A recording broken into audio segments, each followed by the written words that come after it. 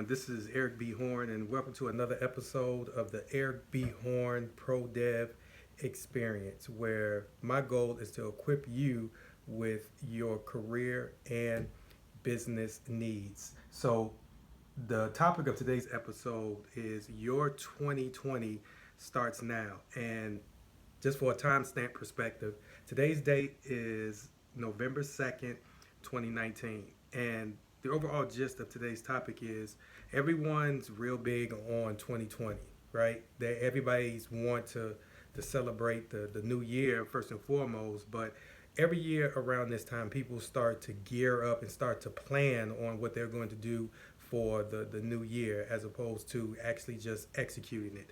One of the things that I do every year, this is the first time me even talking about it, is I actually start the new year in December. But what I wanted to do for this year is actually start it even a month prior to that because I'm big on momentum. I'm big on making sure that I get my goals not only uh, hashed out, solidified, cemented, and starting to work on it before the new year comes. So today's episode, I'm going to do two things. One, I'm going to talk about why it's so important to start your 2020, or if you're hearing this later on, why is it so important to start your new year either 1 month or 2 months prior to the new year. And then what I'm going to do, which is something that I've never done before publicly, is to actually talk about some of the goals that I have for the new year. This year I have 12 goals, but I'll talk about maybe my top, you know, 3 to 4. And the people that know me, they're going to be not surprised, but I'm doing things a little bit different with regards to the overall order of importance when it comes to what I want to accomplish for the new year. But that's the second part of the episode. But to talk about how important it is to start your 2020 or the new year now, I want to give you three things. One, it gives you an overall edge over your competition, especially if you are on the career track or even the business track. Don't wait for, January 1st, 2020 to start your goals, right? Time can be your friend and also time can be your enemy. So you want to make sure that you leverage the time as much as possible. Me planning out my goals and working on my goals prior to the new year was a game changer for me for the past maybe 2 to 3 years. And also, one of the benefits of doing this, it builds up momentum, right?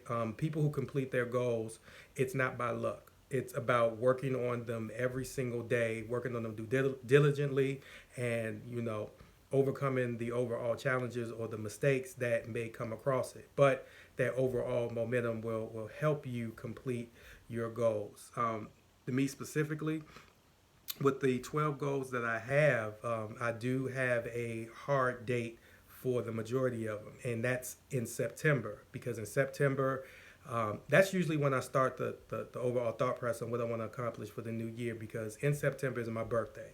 So in September, what I start to do is thinking about what I've done in the past, what I've accomplished, or more importantly, what I haven't accomplished, and figure out, is that something that I want to take on uh, in the new year, so to speak. My new year, once again, is my overall birthday. Now, if you're listening to this and your birthday is in May or in June or July, you don't necessarily have to wait until the day of your birthday to start thinking about your goals. But for me, I'm lucky enough to have my birthday in the tail end of the third quarter. And the fourth quarter is when people like myself and other professionals, they start to think about what they want to do in the next year. So the way my birthday falls in the latter part of Q3, it puts me in a position to start thinking about what I want to do for the new year. But for anyone that doesn't want to use their birthday, I think starting in maybe October, starting the beginning of October, is a very good time for you to start thinking about what you want to accomplish for the new year. But once again, the first thing is just building up that overall momentum to accomplish my goals. Number two, I had to ask myself the question, why do I need to wait? Why do I need to wait into the new year to accomplish my goals? These are my goals. These are my dreams. These are my challenges that I want to come across. So why do I have to wait into the new year? And also, the new year is when people actually start to do it. And for me to get an edge over my competition when it comes to my business, or just get an edge over me just getting things in the right direction, I would rather start sooner than later. That's why, you know, I'm a big fan of really mapping out my goals and starting on them prior to the new year. So it, it helps me out. And the third piece, which is really quick for me, um, it got to a point in my life where prior to me starting my goals up earlier and for the new year, I was waiting for what everyone else was trying to do. And that was a big mistake, because why do I need to wait on someone else to see what their goals are? There was a point in my life where I was more prone on watching people and watching what they do, as opposed to me getting in the game and doing it myself. So as a motivation factor, a motivating factor for me, I decided to, why wait? Because only thing that's doing is prolonging what I want to do and what I want to accomplish. And for anyone that is in the habit of successfully completing their goals, not only whether it's financial, spiritual, or from a career perspective, you know, you accomplishing what you set out to accomplish is a great feeling. It starts to feed your soul. That's one thing that I tell a lot of people, based off of what you want to do. Is it feeding your soul? Because as you continue to build up that momentum, like I just talked about before, and start to put those wins on your scoreboard, it puts a good feeling in your soul, and it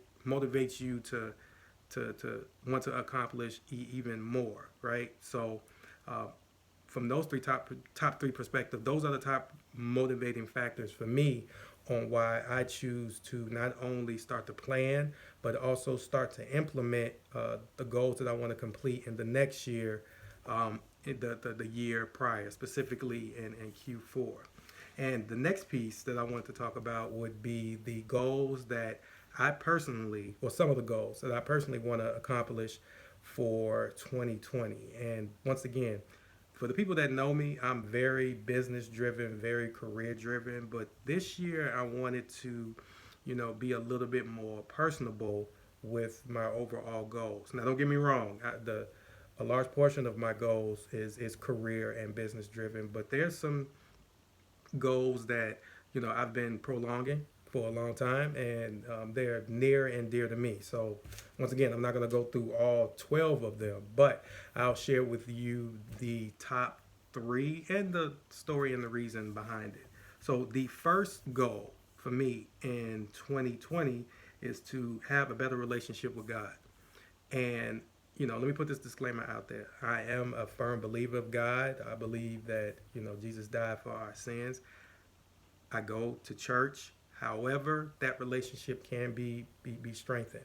And it's a lot bigger than just me going to church, right? Because, like a lot of people, I do pray and I do believe, but my personal relationship with God can be a little bit better. And the way that I'm going to go about that is to pray more, to read the Bible more, not force feed it. Because if I start to force feed it, I'm going to get to the point where I get discouraged and I stop. Don't get me wrong. I am, you know, doing my best to live the life that God wants me to live. But, you know, everybody knows the slogan, you can get better. And I can always do more to, you know, strengthen that overall relationship. And for anyone that's listening to this podcast, if you have a better relationship, or if you are striving for a better relationship with God, please let me know some of the things that you've done. Please comment, tweet, shoot me an email, do whatever. Well, send me the message that's the best avenue for you, because I'm always looking for ways to better this relationship. And even if that means, you know, I can, you know, communicate with you on a one-on-one basis, I'm, you know, more than happy to do that, because this is a goal that's, one, it doesn't have an end date, right? But this is something that I need to stop avoiding and running from. And I think now is the best time for me to do it. And actually, I'm in the process of doing that right now, where also I'm starting to, I start to pray with my daughter more, and um, you know, we have more conversations around Jesus and things of that nature. But I want to start to, um, what's the word I want to use? I want to get more in a community where it's a little bit easier for me to learn, and I don't have to take this journey on by myself. So number one, the one goal for 2020 is to have a better relationship with God. Goal number two for 2020 is, and this is a little bit more specific, but it's still, from a personable standpoint, it's 25 date days / date nights with N and L. And N is uh, for my wife, Nikisha, and L is for my daughter, London. And the reason why I want to do that is because, you know, outside of my business world and my career world, I'm a husband and a father. And, you know, that's the most important thing to me, because regardless of what happens in my career, I know for a fact that, my wife and my child will be there. But, with that being said, I don't want to neglect the relationships that I have with both of them. And I don't, but once again, it can always get better. And the reason that I would want to do that is I remember when my brother and sister-in-law got married, and the matron of honor said something that was so profound to me.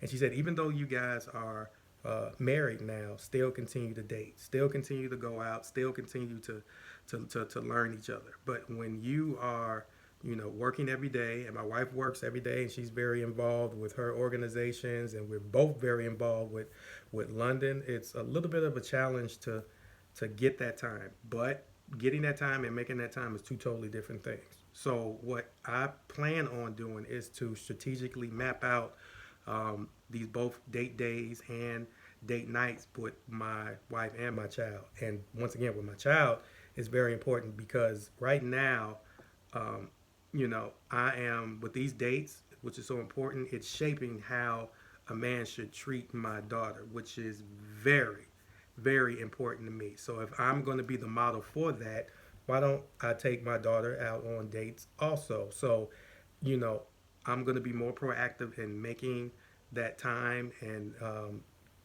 dating both of them in a sense. And that 25 is 25 each, right? With 365 days, it's not a leap year this year, but with 365 days of this year, I can carve out 50 days or 50 nights where I'm spending time with them.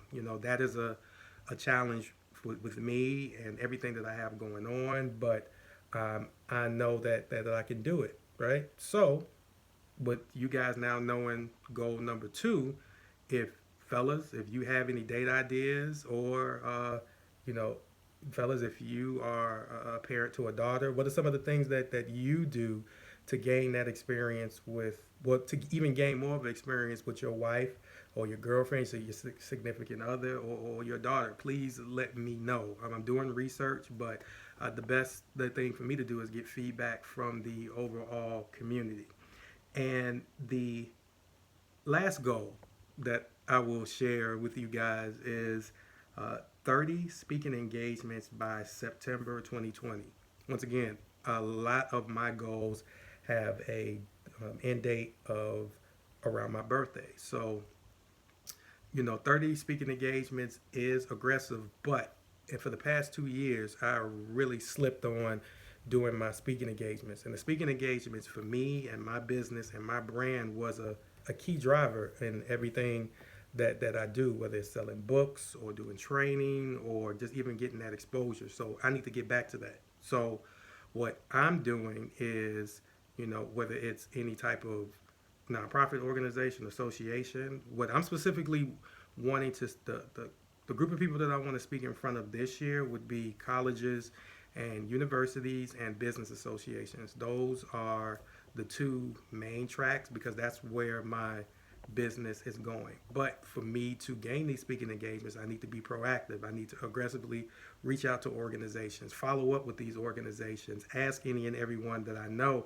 hey, do you know anybody that's looking for a public speaker, right? And for that, it's helping me reshape the grind that it takes for a public speaker to get booked. I know a lot of public speakers or trainers, and it's a grind day in and day out. But I want to stretch myself with this overall goal, and I want to make sure that with those 30 speaking engagements, I can give them the best value based off of the topics that I want to deliver. I just don't want to speak and give them half excuse my language, a half-ass presentation. I want to give them as much value as I can as possible. And hopefully, these speaking engagements will open up other opportunities, not only for myself, but opportunities for me to meet some wonderful people and connect with them and ultimately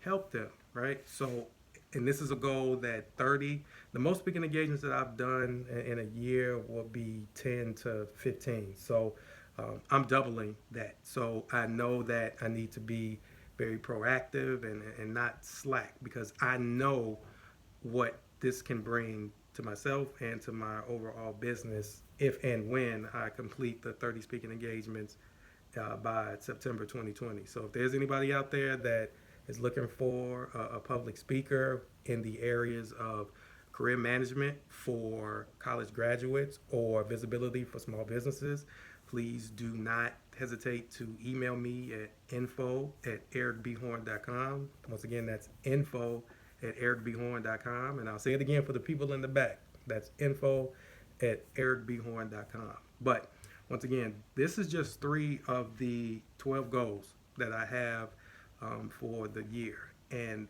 these goals, I'm attacking these goals not for the money that it will make me, but what it will make me as a whole professional. I know that with these goals and also balancing my personal life, I'm always going to be on the go, and it's going to teach me how to even be more focused and let go of distractions and really just focus on what I'm willing to do. But I'm very excited about these overall goals, and we'll see. What I'll do every month is do a podcast, a podcast episode, just to check in with you guys on the overall progression of the goals that I have. I'm pretty sure there's going to be a lot of wonderful stories and a lot of great content that comes from that. But I say all that to say again, if you are listening to this podcast right now, start on your goals for 2020, and hopefully it'll be a process where you do this around this time every year. You do this, you will definitely get a jump on the competition. You will get yourself motivated and build up the motivation that you need to accomplish your goals. And it's something different. 97% of this world is saying that they're going to start their goals at the beginning of the year. Why don't you be that 3% and start earlier? And starting earlier also, you won't have to necessarily rush it. You can take a little bit more time out so you can crystallize these goals. This is what some of the top achievers in the world are doing, right? They don't have a magic wand. They don't have a secret mojo on accomplishing their goals. They just know what they want, and then they go after it. So that's the same thing that I want for you. So guys, if you had any other questions, comments, concerns based off of this podcast, feel free to reach out to me via email at info@ericbhorn.com, or you can reach out to me via Twitter or Instagram at ericbhorn.com. Once again, this is Eric B. Horn, and thank you for listening to another episode of the Eric B. Horn Pro Dev Experience. Have a good one, guys.